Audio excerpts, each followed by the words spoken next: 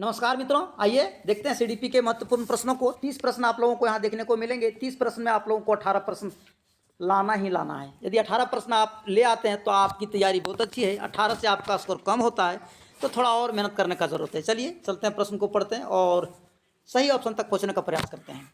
पहला प्रश्न है मित्रों कि यदि शिक्षक, थोड़ा सा और बड़ा कर लेते हैं ताकि आप लोगों को देखने में तकलीफ और कठिनाई ना हो। ये यदि शिक्षक को समस्यात्मक बालक को के रूप में पाता है तो टीचर को क्या करना चाहिए? उस बालक को विद्यालय से तत्काल घर वापस भेज देना चाहिए, बच्चे को नज़रअंदाज कर देना चाहिए, बच्चे को दंड देना चाहिए या बच्चे को परामर्श देना चाहिए। तो इस प्रश्न का उत्तर आप भली भांति लगा लिए होंगे।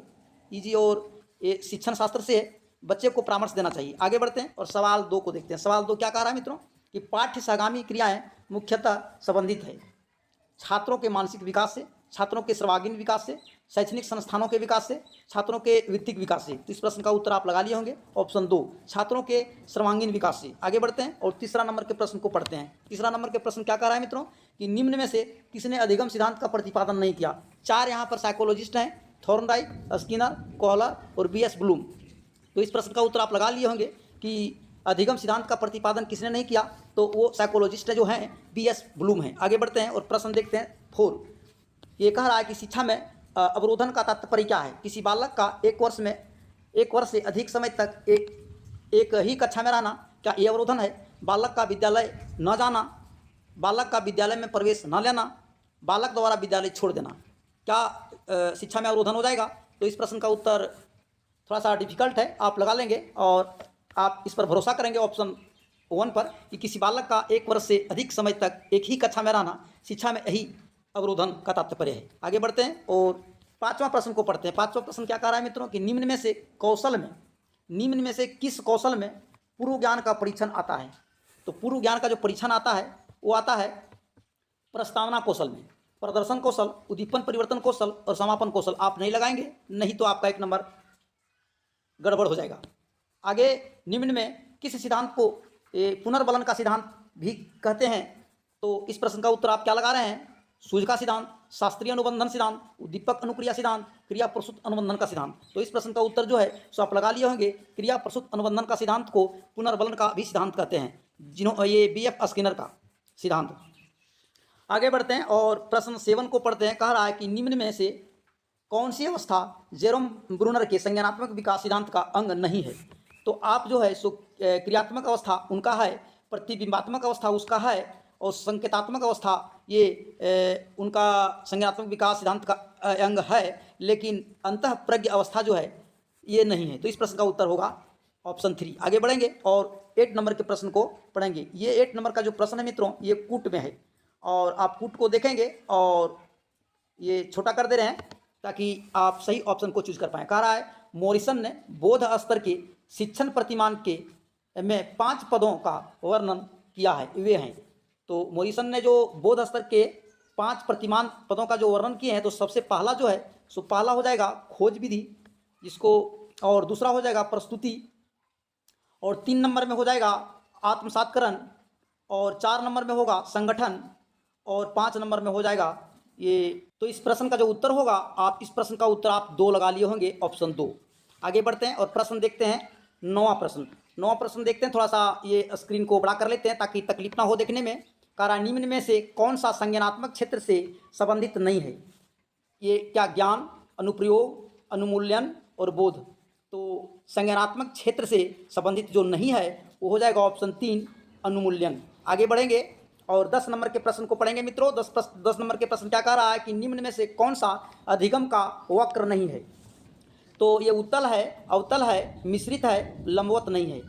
मुझे आशा है कि आप ज़्यादा से ज़्यादा स्कोर कर रहे होंगे। 11 नंबर का प्रश्न ये आप लोग देख रहे हैं, लिख रहा है कि व्यवहार के कारण व्यवहार में परिवर्तन ही अधिगम का यह किसने कहा? यह कथन किसका है कि व्यवहार के कारण व्यवहार में परिवर्तन ही अधिगम है? तो इस प्रश्न का जो उत्तर होगा ये JB गिलफोर्ड लगा लिए होंगे। और आगे बढ़ेंगे, देखें 12, ये 12वां प्रश्न ये भी फुट में है। थोड़ा सा स्क्रीन को छोटा करते हैं और आप लगाएंगे और ये ज़्यादा से ज़्यादा छोटा कर लेते हैं ताकि आप लोग देख सकें। और आप लगा रहे हैं तो सूची ए तथा सूची बी को सुमेलित कीजिए। ये दिया है जेरोम ब्रूनर का, तो ये क्या हो जाएगा, ए का हो जाएगा, आप लगाएंगे, ये ए का हो जाएगा, सॉरी ये जेरोम ब्रूनर का हो जाएगा 4 नंबर, जो आपका यहाँ पर है संप्रत्यय उपलब्धि शिक्षण प्रतिमान। और आशुबेल का हो जाएगा 3 नंबर, जो है अग्रिम संगठन शिक्षण। और ये सी का जो हो जाएगा आपका 1 हो जाएगा ग्लेजर का बुनियादी शिक्षण प्रतिमान। और ये गार्डन का हो जाएगा का हो जाएगा 2 नंबर, ये साइंटिक्स शिक्षण प्रतिमान। तो इस तरह से इस प्रश्न का जो उत्तर होगा ऑप्शन आप 3 को लगा लेंगे, 4, 3, 1 और 2। आगे बढ़ते हैं और प्रश्न देखते हैं। ये 13वां प्रश्न, 13 प्रश्न आप लगाएंगे। ये समस्या समाधान का प्रथम चरण है। परिकल्पना का निर्माण, समस्या का पहचान, आंकड़ा का संग्रहण, परिकल्पना का परीक्षण। तो इस प्रश्न का उत्तर आप क्या लगाएंगे? इस प्रश्न का समस्या समाधान का प्रथम चरण जो है सो आप समस्या का पहले पता लगाएंगे और इस प्रश्न का उत्तर ऑप्शन 2 होगा। 14वां प्रश्न को आप पढ़ेंगे मित्रों और सही ऑप्शन तक पहुंचने का प्रयास करेंगे कि बालकों का अधिगम सर्वाधिक प्रभावशाली होगा जब, कब होता है बालकों का अधिगम सर्वाधिक प्रभावशाली कब होगा? शिक्षक अधिगम प्रक्रिया में आगे होकर बालकों को निष्क्रिय रखेगा, ये नहीं होगा, ये नेगेटिव ऑप्शन है। बालकों का संज्ञानात्मक भावात्मक मनोचालक पक्षों का विकास करेगा, ये हो सकता है। देख लेते हैं इससे और सुपर ऑप्शन है तो पढ़ने लिखने एवं गणितीय कुशलताओं पर ही बल होगा, ये देखिए नेगेटिव है। ये पढ़ने लिखने एवं गणितीय कुशलताओं पर ही बल बोला है तो ये नहीं होगा। और चौथा प्रश्न कह रहा है कि शिक्षण व्यवस्था अकाधिकारवादी होगा, तो ये भी नेगेटिव है और ये सबसे वेस्ट ऑप्शन 2 है। तो आगे बढ़ेंगे और प्रश्न 15 को देखेंगे। 15वां प्रश्न आप पढ़ें कि स्मृति स्तर एवं बोध स्तर के शिक्षण प्रतिमान की संरचना में कौन सा सोपान उभयनिष्ठ है? क्या तैयारी है, अन्वेषण है, ये सामान्यीकरण है, प्रस्तुतिकरण है? तो इस प्रश्न का उत्तर आप लगा लिए होंगे। आप क्या लगाएंगे? आप लगा लेंगे 4 प्रस्तुतिकरण।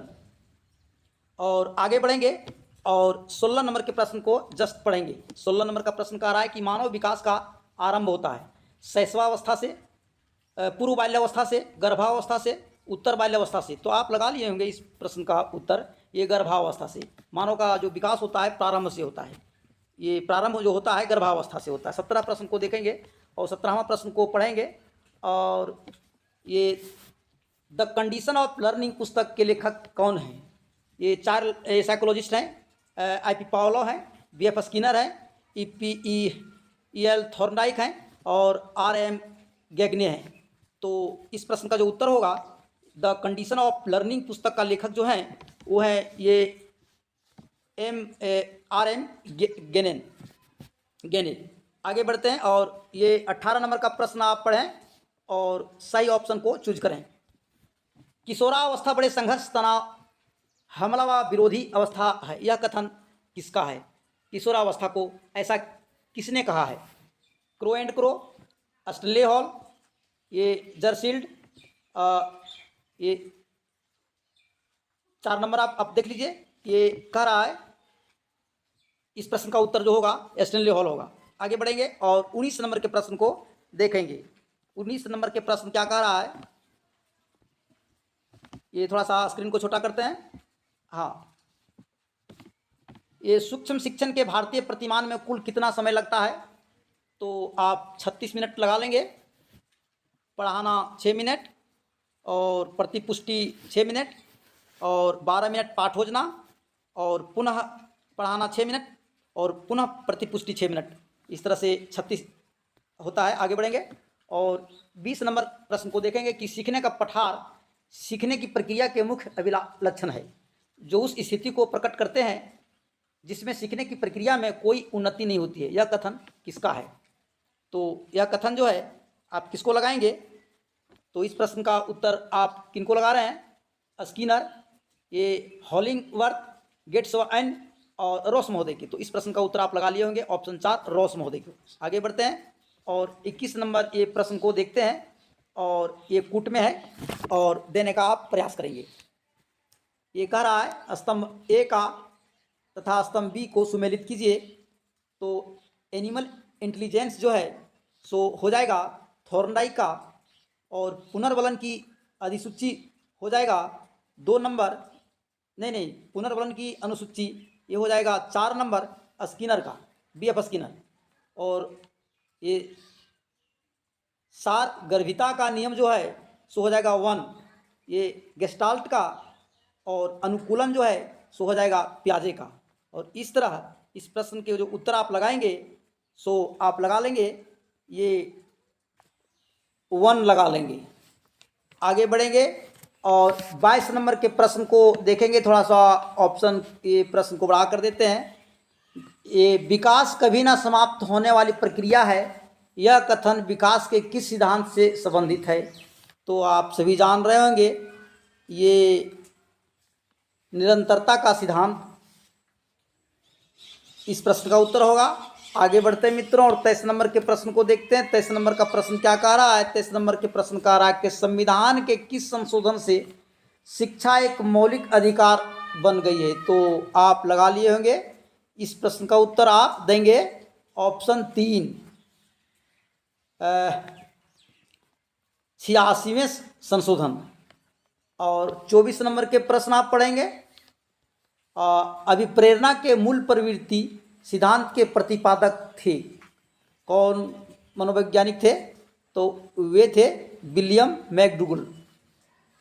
आगे बढ़ेंगे और ये 25 नंबर के प्रश्न को देखेंगे। 25 नंबर का प्रश्न क्या कह रहा है कि विकास की किस अवस्था को कोल तथा ब्रूस ने संवेगात्मक विकास का अनोखा काल कहा है? तो आप किसको लगाएंगे?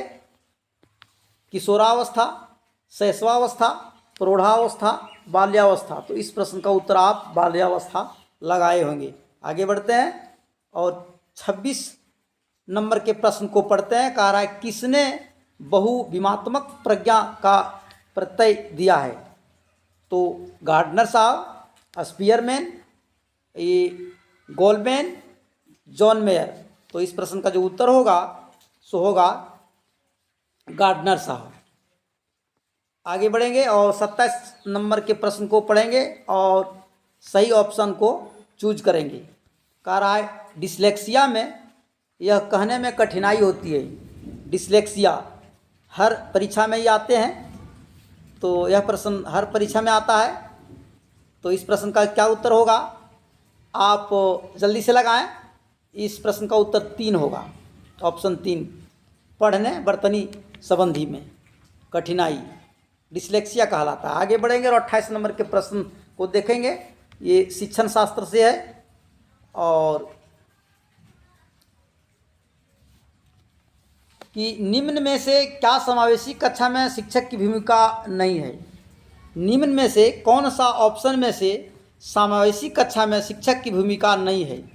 अब ऑप्शन को पढ़ते हैं। शिक्षक को सीखने में यक्षम को अतिरिक्त समय देना चाहिए, शिक्षक को निःशक्त बच्चों पर ध्यान नहीं देना चाहिए, बच्चे की आवश्यकता के अनुरूप बैठने की पर्याप्त व्यवस्था होनी चाहिए, और चौथा ऑप्शन है शिक्षक को बच्चों के प्रोत्साहित करना चाहिए। तो समावेशी कक्षा में शिक्षक की भूमिका नहीं होनी चाहिए। तो जो सबसे नेगेटिव प्रश्न होगा आप देंगे। तो नेगेटिव प्रश्न कौन है? नेगेटिव प्रश्न ये है कि बच्चे की आवश्यकता के अनुरूप बैठने की पर्याप्त व्यवस्था करनी चाहिए। नहीं, ये तो पॉजिटिव है। शिक्षकों को सीखने में अक्षम को अतिरिक्त समय देना चाहिए, शिक्षक को निःशक्त बच्चों पर ध्यान नहीं देना चाहिए। बिल्कुल ये 2 नंबर होगा। ये नेगेटिव प्रश्न है, तो ऑप्शन है मित्रों ये शिक्षक को निःशक्त बच्चों पर ध्यान नहीं देना चाहिए, बिल्कुल ये गलत है। ऑप्शन में यहाँ नहीं दिया हुआ है। आगे बढ़ते हैं और ये 29 प्रश्न को पढ़ते हैं। 29वां कह रहा है कक्षा में छात्रों को प्रश्न पूछने के लिए अनुमति नहीं देना चाहिए, प्रेरित करना चाहिए, हतोत्साहित करना चाहिए, रोक देना चाहिए। तो रोक नहीं देना चाहिए, हतोत्साहित भी नहीं करना चाहिए और अनुमति नहीं देना चाहिए, ये भी नेगेटिव है। तो क्या होगा, कक्षा में छात्रों को प्रश्न पूछने के लिए प्रेरित करना चाहिए। आगे बढ़ेंगे और अंतिम प्रश्न है मित्रों, ये कह रहा है कि बच्चे की वृद्धि मुख्यतः संबंधित है, किससे संबंधित है? नैतिक विकास से, सामाजिक विकास से, शारीरिक विकास से, भावात्मक विकास से। तो इस प्रश्न का उत्तर आप चूकेंगे नहीं और 1 नंबर आप बढ़ा लेंगे। तो आप इसको लगा लिए होंगे कि बच्चे की वृद्धि मुख्यतः संबंधित है शारीरिक विकास से। तो धन्यवाद मित्रों।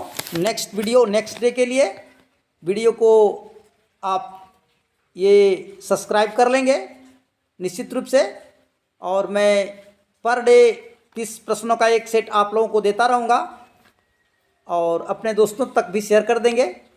ये वीडियो बहुत मेहनत से बनाते हैं। धन्यवाद मित्रों।